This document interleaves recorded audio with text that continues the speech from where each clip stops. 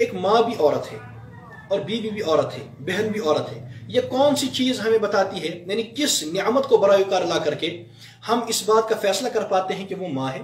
یہ بیوی ہے اور یہ بہن ہے؟ وہ کیا چیز ہوتی ہے؟ اس عقل کو، اس سمجھ کو جو اللہ نے ہمیں عطا کی ہے، اس کو برائے کار لا کر کے ہم اس کا فیصلہ کر پاتے ہیں کہ وہ ماں ہے، وہ بہن ہے، وہ بیٹی ہے۔ اب جس ذریعے سے، جس شراب کے ذریعے سے ہماری یہ عقل ہی ختم ہو جائے،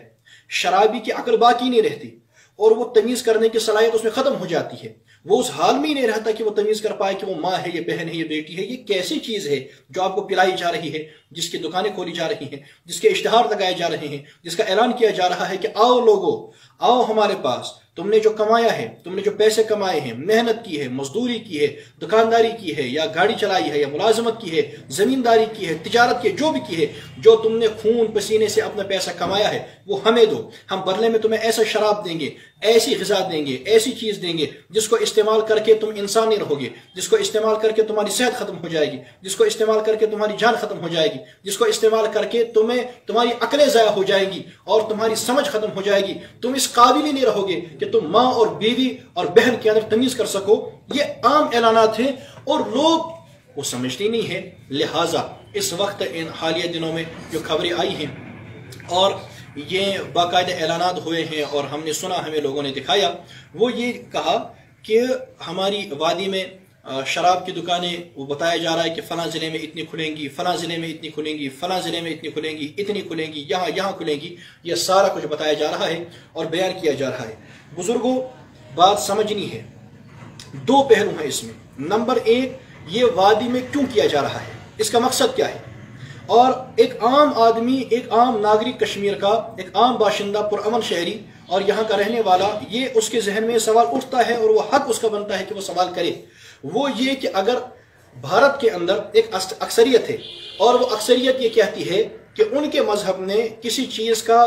کھانا وہ غلط ہے، کسی چیز کو مارنا یہ غلط ہے، اور اس پر یہ بات کہی جاتی ہے کہ مسلمانوں کو چاہیے کہ اس کا احترام کریں اور وہ چیز اپنے وہ غذا کے طور پر استعمال نہ کریں۔ ٹھیک ہے، ان کی ایک بات ہے، ان کے مذہب میں ہوگی، وہ اللہ بہتر جانے کیا ہے کیا نہیں ہے، وہ ان کی ایک بات ہے۔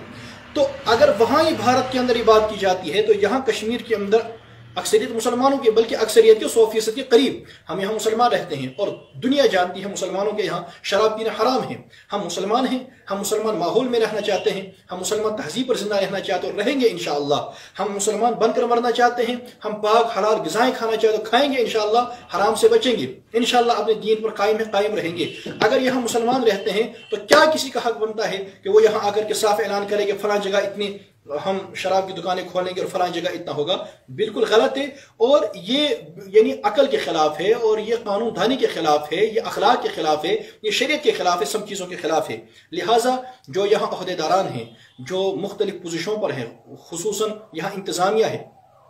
یہاں بہت سارے لوگ ہیں مختلف عہدوں پر ہے اور وہ بھی خود کو مسلمان کہتے ہیں۔ دیکھو بھائی، ہم سب مسلمان ہیں، میں بھی خود کو مسلمان کہتا ہوں، آپ بھی خود کو مسلمان کہتے ہیں، ہم سب خود کو مسلمان کہتے ہیں۔ جب ہم مسلمان ہیں تو ہماری مشترکہ ذمہ داری ہے کہ اس مصیبت کو روکا جائے، اپنی وادی کو بچایا جائے، اپنی نسلوں کو بچایا جائے۔ آج کسی اور کا بیٹا اس میں گرفتار ہوا، کسی اور کا بھائی اس میں گرفتار ہوا، کل آپ کا بیٹا جائے گا، آپ کی بیٹی جائے گی، آپ کا بھائی جائے گا، ہمارے رشتہ دار جائیں گے، یہ مسئلہ ہوگا۔ سب کی مشترکہ ذمہ داری بنتی ہے اور حسب استطاعت جو جتنی کرنے کی، یعنی جتنا کام کرنے کی صلاحیت رکھتا ہے اور عہدہ رکھتا ہے، پوزیشن رکھتا ہے، اس اعتبار سے اس کو چاہیے کہ کام کرے۔ جس کا جتنا بڑا عہدہ ہے وہ اپنے عہدے کے اعتبار سے، اپنی پوزیشن کے اعتبار سے کوشش کرے۔ وہ سرکاری طور پر کر سکتا ہے، غیر سرکاری طور پر کر سکتا ہے، پرامن طریقے سے اپیل کر سکتا ہے اور اندرونی طور پر کچھ کارروائی کر سکتا ہے۔ سارے لوگ کریں اور اس مصیبت کو اپنی وادی سے روکیں۔ یہ بہت بڑی مصیبت ہے۔ ایک تو یہ ہے کہ ہم سب کی مشترکہ ذمہ داری بنتی ہے اس کو روکیں، یہ تو ہو گیا ایک پہلو۔ دوسرا پہلو یہ ہے، آپ مجھے بتائیے، اب وہ کہہ رہے ہیں کہ ہم دکانیں کھولیں گے، ٹھیک ہے، یا یہاں تو پہلے سے چل رہا ہے تو لوگ جانتے ہیں کہاں کہاں کیا چلتا ہے، اب وہ یہ چاہتے ہیں کہ ہم فراوانی کریں۔ دیکھیے، جہاں دکانیں چلتی ہیں یا دکان چلتی ہے یا کہاں کیا چلتی ہے، وہاں سے جو لوگ شراب لے کر کے پیتے ہیں اور جاتے ہیں اپنے یہاں، وہ تھوڑے کوئی پنجاب سے آ کر کے پیتے ہیں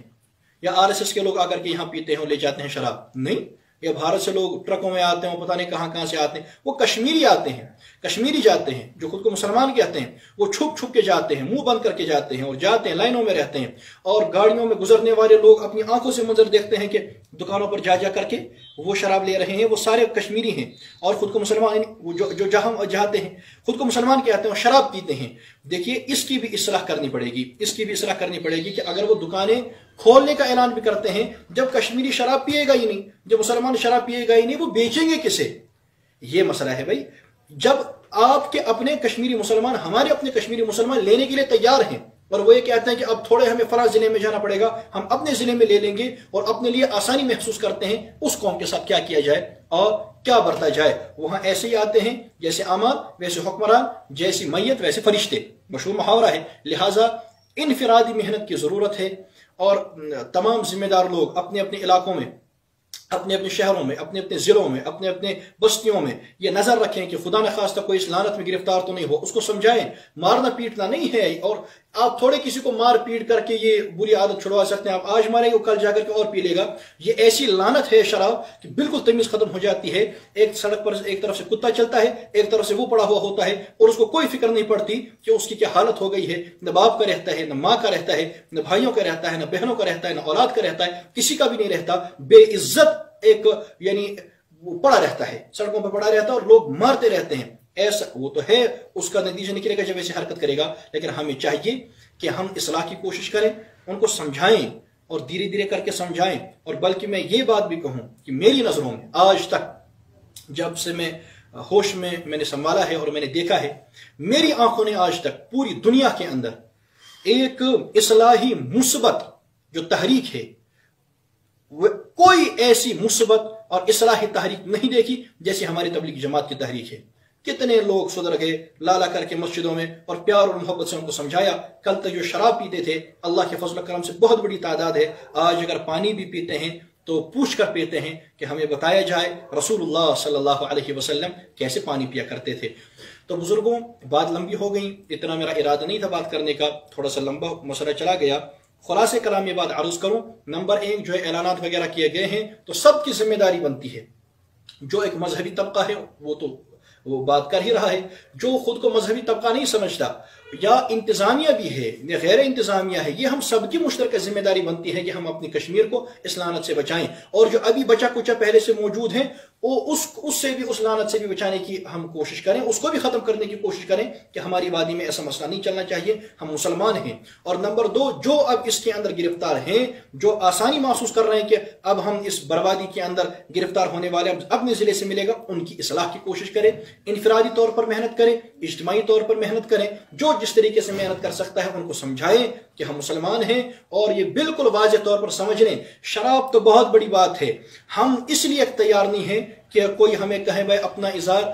ٹخنے سے نیچے رکھو اور اپنا پیجامہ ٹخنے سے نیچے کیوں رکھیں؟ ہمارے رسول اکرم صلی اللہ علیہ وسلم اوپر رکھتے تھے، ہم اوپر رکھیں گے۔ ہم تیار نہیں ہیں کہ ہم اپنے سر سے ٹوپی اتاریں یا عمامہ اتاریں، ہم تیار نہیں ہیں کہ ہم اپنی داڑھی کاٹیں۔ فرض تو فرض، واجب تو واجب، سنت تو سنت، ایک ایک مستحب پر بھی عمل کرنا ہے، کوئی مستحب نہیں چھوڑنا۔ ہم یہاں زندہ رہیں گے، ایک زندہ قوم کی طرح زندہ رہیں گے اور اپنی ساری تہذیب کو زندہ رکھیں گے، ہم اپنے دین کو لے کر کے چلیں گے، ہم مسلمان ہیں، ہم قرآن کو لے کر کے چلیں گے، نبی کی شریعت کو لے کر کے چلیں گے، ایک جز کو بھی ضائع نہیں ہونے دیں گے، اور بالکل اپنے دانتوں سے مضبوط بن کے رہیں گے۔ مسلمان ہیں، ہم مسلمان بن کر کے رہیں گے اور اللہ سے دعا مانگیں گے کہ اللہ تعالی ہمیں مسلمانوں والی ہی موت نصیب فرمائے، کلمہ ایمان والی موت نصیب فرمائے۔ یہ چند باتیں میرے ذہن میں آئیں سو میں نے عرض کر دی۔ اللہ تعالی اخلاص عطا فرمائے، اللہ تعالی آپ کا بھی حامی و ناصر ہو، ہمارا بھی حامی و ناصر ہو، ہماری وادی کو اس بربادی سے محفوظ رکھیں اور تمام دنیا کو اس بربادی سے محفوظ رکھے۔ اللہ تعالی ہمیں